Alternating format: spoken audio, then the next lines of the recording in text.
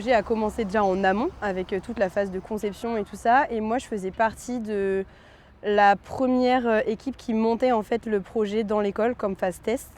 Et ça m'a vachement plu et je me suis dit que j'avais trop envie de le voir monter en vrai dans le parc de la Villette et de pouvoir participer à la conception en entier.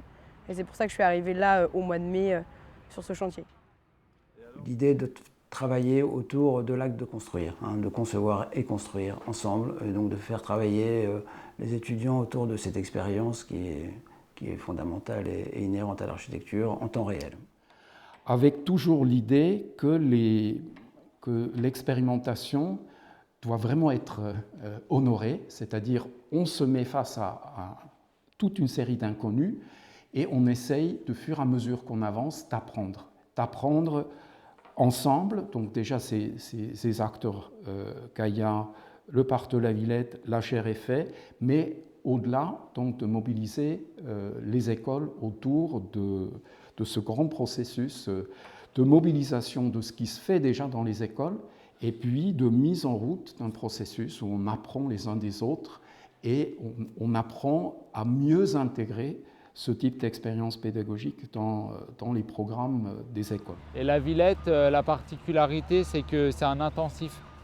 Donc ça a été développé en amont par quelques étudiants et aussi les enseignants. Et là, c'est vraiment ce moment-là dans le parc où on a une grosse trentaine d'étudiants mobilisés et avec des enjeux d'assemblage, de structures métalliques et les étudiants finalement qui se confrontent à la matière et qui voient que la structure métallique c'est très dessiné, mais après quand on doit gruter et mettre les choses en face les unes des autres, c'est un peu plus compliqué. C'est qui déboulonne les nouveaux boulons? D'accord, on déboulonne. On éclate les bons avec Déboulonner tout.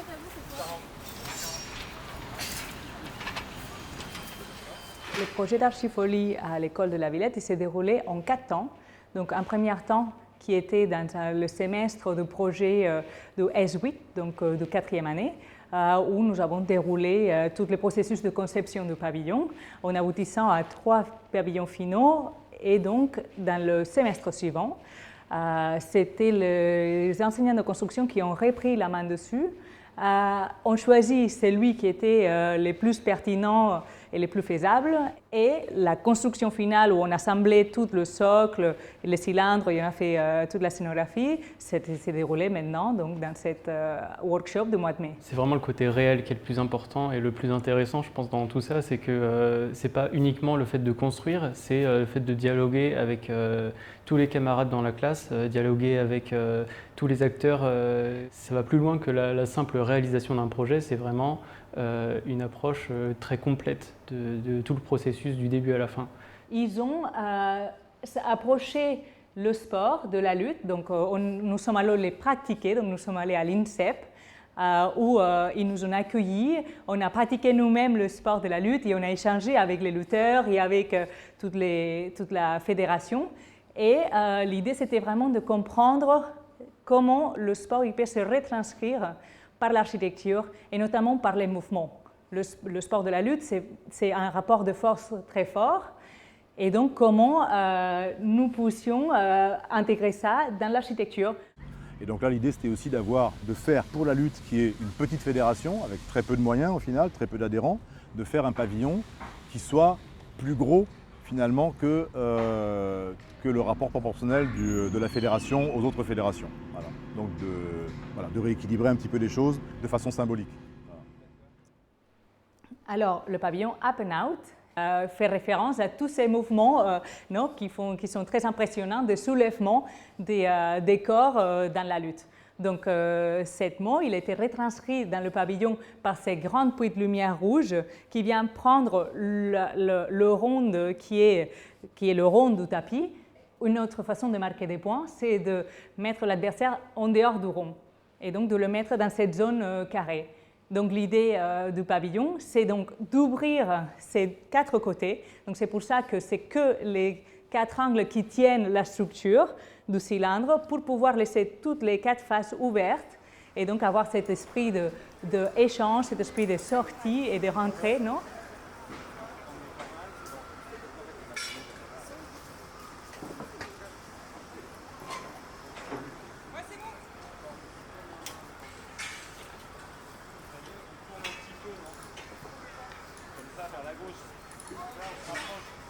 C'est totalement différent de monter vraiment une structure et de commencer de chantier de zéro, à regarder toute la phase de conception, de structure, analyser tout et puis participer avec toute la pyramide du chantier, avec un chef de projet, avec un projet qui passe vraiment toutes les phases du projet officiel, avec mes camarades et découvrir toutes ces phases, tous les défis d'un projet, toutes les complexités d'un projet et comment agir lorsqu'on a des problèmes, comment on peut participer en groupe et en individuel dans un projet. On appelle l'échelle 1 dans notre jargon d'enseignant justement le fait de construire, de faire pour les étudiants le passage d'un dessin ou de plusieurs dessins à une réalité. Ici, on est dans une espèce d'échelle 1 un peu maximale, quoi. Je ne pense pas qu'on fera plus dans notre vie d'enseignant. C'est un peu, voilà, c'est un peu extrême. Et puis vient donc le lien maintenant entre les études. On a donc un projet qui est ficelé, qui est validé à peu près dans ses grandes lignes par les bureaux de contrôle. La note de calcul de structure est faite, elle est acceptée dans ses grandes lignes. Les fournisseurs sont identifiés. Les délais sont à peu près maîtrisés, on voit à peu près où on va. Et là, on passe au chantier. On a eu vachement de réunions en amont où on a réparti les rôles de chacun, combien on serait. On a un peu phasé toutes les étapes, on s'est mis d'accord sur plein de choses parce qu'en fait c'est beaucoup ça, le chantier, c'est beaucoup de discussions avant, je pense. Et donc quand on est arrivés tous un peu ici, je pense qu'on savait vers qui se tourner. On avait des référents qui allaient un peu diriger chaque journée. Et c'est eux qui nous donnent un peu les rôles et nous on suit, mais il y a une bonne ambiance, on est une équipe donc on aide un peu tout le monde, on n'est pas fixé à une tâche toute la journée. Ça déroule comme ça, c'est-à-dire qu'il y a plusieurs groupes qui font en même temps, il y a plusieurs tâches qui sont partagées. Et tous les groupes d'étudiants, il y a toujours un enseignant qui vérifie, qui surveille ce qu'on a fait, quoi. Donc ce chantier a la particularité d'arriver en pièces détachées, complètement. Donc la première des étapes, c'est d'assembler toutes les pièces, donc les poutres, les poteaux, etc., qui vont constituer la charpente. Ensuite, comme dans tout, on bascule dans un mode de chantier normal, une fois qu'on a assemblé les pièces, c'est-à-dire qu'on met en place les fondations, ce qu'on appelle nous le rapport au sol. Comment ça va tenir. Là, c'est des fondations au sol, des plaques en acier, et on fait l'implantation de ce rapport au sol. Une fois qu'on a fait le rapport au sol, on commence à ériger les verticalités, ce qu'on appelle les éléments porteurs, donc les poteaux d'angle, les contreventements qui vont avec. Une fois qu'on a ces éléments porteurs verticaux, on vient mettre en place les éléments de franchissement, donc qui sont les poutres. Ici, on a un treillis de poutres bidimensionnelles qu'on vient positionner. Et on termine par les contreventements qui vont redresser la géométrie globale pour la faire correspondre au projet. Une fois qu'on a fait ça, on a fini. Ça prend du temps, ça se dit très rapidement, mais c'est un peu plus long à mettre en œuvre. Et on termine, dans le cas de ce projet, une fois que la géométrie donc, du socle est figée, par la mise en place du cylindre sur des petits ergots qui sont prêts, qui sont déjà faits. On va le haut-banner complètement et on peut dire qu'à ce moment-là, on aura terminé le projet. Après, le reste, c'est un peu de la décoration. Les problématiques sont toujours les mêmes, qui sont que la toile, c'est un matériau qui permet d'avoir une grande légèreté, mais qui génère des tensions arrivées aux extrémités, tensions qu'il faut reprendre. Donc il y a des choses qui sont assez peu intuitives pour tout le monde et chez les étudiants en particulier, qui est de comprendre qu'il y a des problématiques de soulèvement, des problématiques de lestage, de fixation, et des sollicitations qui sont finalement très importantes au regard des peu de kilos de matière qui sont mises en œuvre.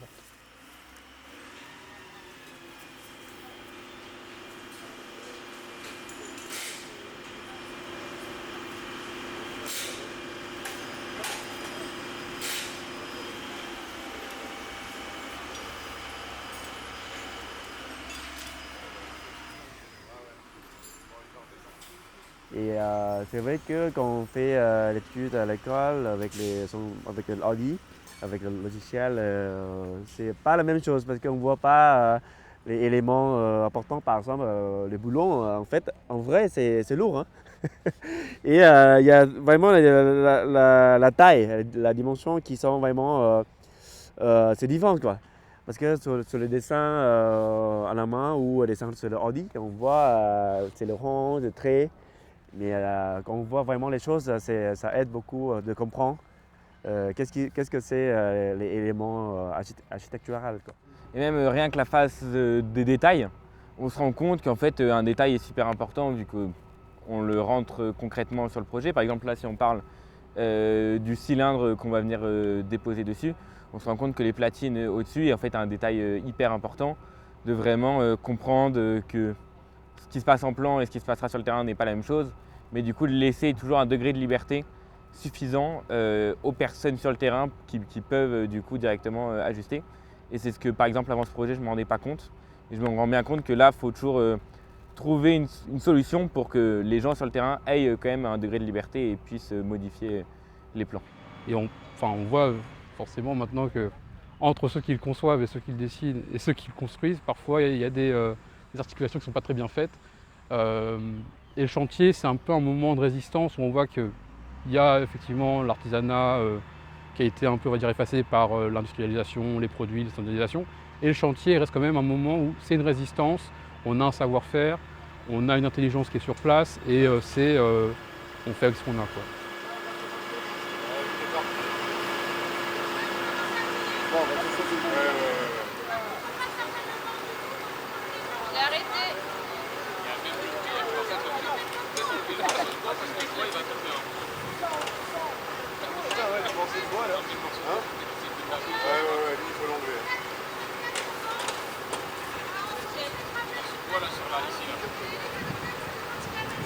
Puis on va s'en sortir. Parce que là, toujours la notion, c'est comment est-ce qu'on s'en sort.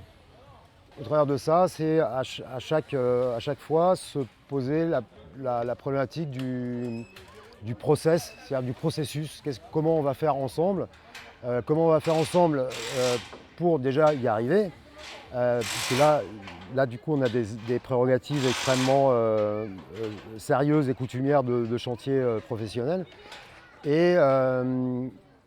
Mais d'y trouver évidemment le facteur d'apprentissage et de se dire tiens, ah oui, alors du coup qu'est-ce qu'on met en jeu là pour quelque chose qui est déjà défini, calculé, dessiné, mais comment on peut aussi échanger avec des étudiants sur qu'est-ce que c'est qu'apprendre à faire des nœuds, apprendre à concevoir, apprendre à réaliser un espèce d'immense mécano avec des centaines et des centaines de pièces en ferraille et puis des milliers de boulons.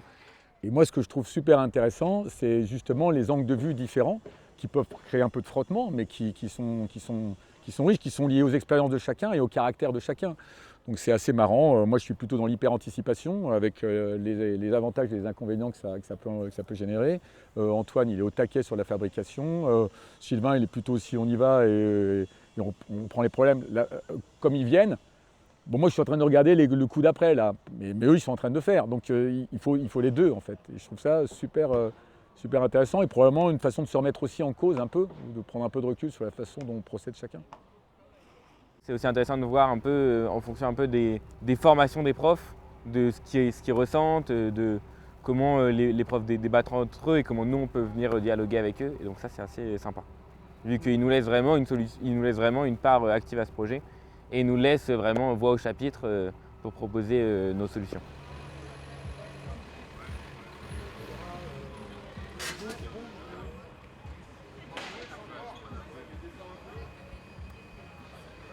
Il va pleuvoir dans 30 minutes. Ouais. C'est ça. Non, normalement, il pleut pas aujourd'hui, je crois. Ouais. En plus, putain, si on a 0 vent comme ça, c'est idéal. Bon, j'ai trouvé un élément fiable. On va le faire. Il est solide sur ses acquisitions. Maintenant, c'est là, c'est dans le volume, c'est dans l'espace. Ça fait assez bizarre et puis il y avait pas mal de rapports auxquels on avait porté attention de temps en temps en plan, mais de se placer en tant que piéton à côté du pavillon et voir ce cylindre s'élancer dans le ciel, c'est très différent de ce qu'on a pu faire en axonométrie, en dessin, en maquette et tout. C'est toujours un rapport assez spécial à l'échelle 1. Enfin, c'est sympa de construire tous ensemble et puis de construire quelque chose qui est à l'échelle 1 et qui va vraiment servir, parce que nous, en école d'architecture, on ne construit pas forcément. En plus, c'est pour les fédérations françaises, donc c'est assez. Il y a quand même quelque chose où eux, ils vont l'habiter, il va y avoir des choses, donc ce sera habité, ce sera utilisé, ça fait plaisir. qui est encore un sujet intéressant pour moi, une autre raison de participer pour croiser les autres étudiants d'autres écoles, regarder les différents projets qu'ils ont décidé de faire et bon, juste s'amuser à construire l'architecture et être une partie de ce petit projet parmi les autres. Ce qui va tenir dans mon cœur, c'est que c'est un travail l'ensemble d'étudiants, quoi. Et c'est l'ambiance que ouais, on fait des conneries parfois et on a rigolé. C'est quelque chose que moi j'adore. Et c'est l'ambiance très agréable, c'est très sympa. C'est vrai que parfois on fait des conneries, on a mis les fautes boulons, c'est pas la bonne taille, et on dit oh il faut refaire tout ça. Et c'est un peu sympa, quoi. Est-ce que ça a un sens pour nous de monter pour les JO?